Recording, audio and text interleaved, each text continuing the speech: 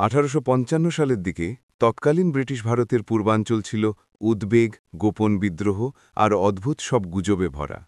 বাংলার গ্রামগুলোতে তখন ছড়িয়ে পড়েছিল রহস্যময় এক কিংবদন্তি, নীলকুঠির অভিশাপ। কিন্তু এই অভিশাপের আড়ালে লুকিয়েছিল আরও বড় কিছু, একটি বাস্তব ঘটনা, যা ইতিহাসের পাতায় অল্পই লেখা হয়েছে, কিন্তু মানুষের মনে রয়ে গেছে বিস্ময়ের জায়গা। পশ্চিমবঙ্গের নদিয়া জেলার কৃষ্ণনগরের কাছে বসবাস করতেন এক তরুণ কৃষক, গোপাল চৌধুরী। শান্ত, পরিশ্রমী আর দায়িত্বশীল এই যুবকটির জীবন বদলে গিয়েছিল ঠিক সেই দিন, যেদিন নীলকর সাহেব হেনরি ওয়াটসন তার জমিতে জোর করে নীলচাষ চাপিয়ে দেয়। গোপালের বাবা মা বহুবার বাধা দিয়েছিলেন, কিন্তু ব্রিটিশ নীলকরদের নির্মমতা ঠেকানোর শক্তি কোনো গ্রামীণ পরিবারেই তখন ছিল না। কিন্তু রহস্যের শুরু হল রাতের অদ্ভুত ঘটনাটি দিয়ে। এক ঝড়ের রাতে গোপাল মাঠে গিয়ে দেখল নীলকুঠির কুয়ার পাশের পুরনো ইটের দেয়ালে জ্বলজ্বল করছে একটি অদ্ভুত দাগ, মানুষের হাতের ছাপের মতো, কিন্তু নীলাভ আলো ছড়াচ্ছে। গ্রামের বয়স্করা বলল, এটি অভিশাপ, যারা নীলকরদের অত্যাচার করে তাদের মৃত্যু নাকি এই ছাপ আগেই ঘোষণা করে দেয়। প্রথমে গোপাল বিশ্বাস করেনি, কিন্তু পরের দিনই খবর এলো হেনরি ওয়াটসন রহস্যজনকভাবে নিখোঁজ। কেউ বলল তিনি পালিয়েছেন, কেউ বলল নদীতে ডুবে গেছে, অনেকে বলল নীল অভিশাপ তাকে টেনে নিয়ে গেছে। ব্রিটিশ পুলিশ তদন্ত শুরু করল, আর গ্রামবাসীদের জিজ্ঞাসাবাদ চলল দিনরাত। গোপালের জীবনে আরও বড় রহস্য উন্মোচিত হল যখন সে জানতে পারল তার নিজে দাদামশাই ছিলেন ফকির সন্ন্যাসী বিদ্রোহের সঙ্গে যুক্ত গোপন খবরদাতা, যাদের একটি দল নীলকরদের শোষণের বিরুদ্ধে গোপনে লড়াই চালিয়ে যেত। দাদামশাইয়ের পুরনো বাক্স খুলে গোপাল পেল একটি ডায়েরি, যেখানে লেখা ছিল একটি ভয়াবহ সত্য।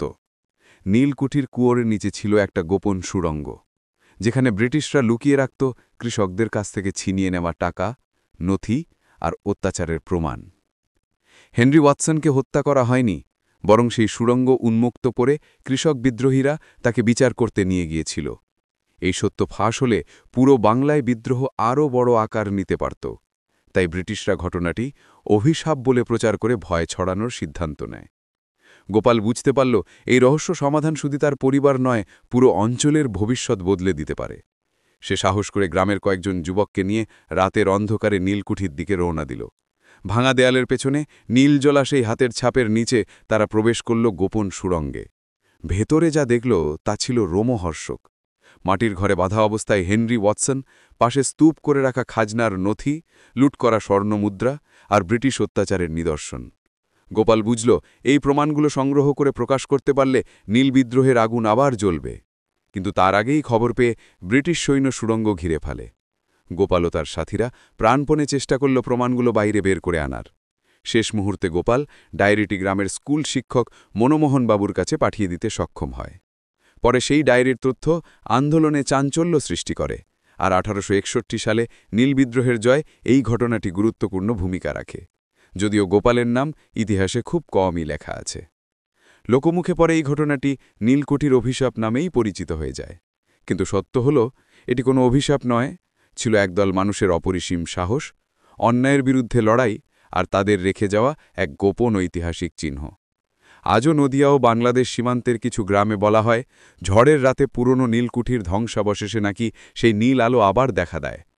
কিন্তু তা অভিশাপ নয়, বরং স্মরণ করিয়ে দেয় স্বাধীনতা ও ন্যায়ের জন্য নাম না জানা মানুষগুলোর ত্যাগের গল্প।